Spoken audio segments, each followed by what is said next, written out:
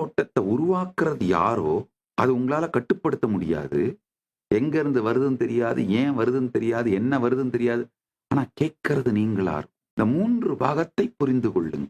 எண்ணத்தை உருவாக்குவது நீங்களா இருக்கும், அதை கேட்கறதும் நீங்களா இருக்கும். இது உங்களுடைய சித் பாகம்.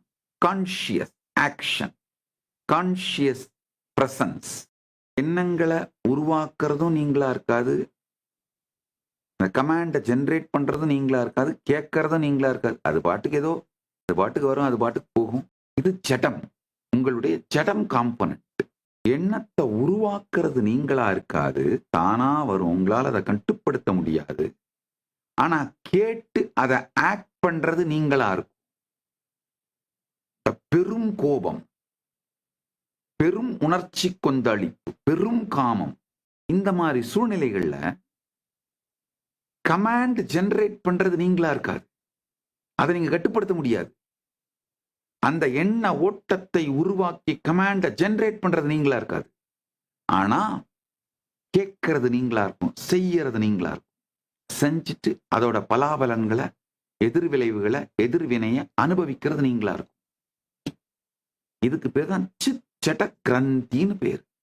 இந்த 3ல் இருந்துதான் ஆணவம், கன்மம், மாயை 3மே பெருகத் துவங்கு. சித் சிந்திப்பதும் நீங்கள், அதை கேட்பதும் நீங்கள். கமாண்டை ஜெனரேட் பண்றது நீங்க தான், கேட்கறதும் நீங்க தான். அது உங்களுடைய ஒரு பாகம்.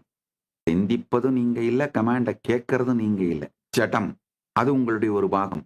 சிந்திப்பது நீங்கள் அல்ல, உங்களால் கட்டுப்படுத்த முடியாது, ஆனால் கேட்பது நீங்கள். இதுதான் சித் ஜடம். இந்த 3ஐயும் புரிந்து கொண்டீர்களானால் உங்கள் வாழ்க்கையின் மிக பெரிய துக்கங்களிலிருந்து விடுபட்டு விடுவீர்கள். உங்க வாழ்க்கையில மிக பெரிய துக்கங்கள் எல்லாமே இந்த சித் ஜட கிரந்தியிலிருந்து தான் வெளிப்படும்.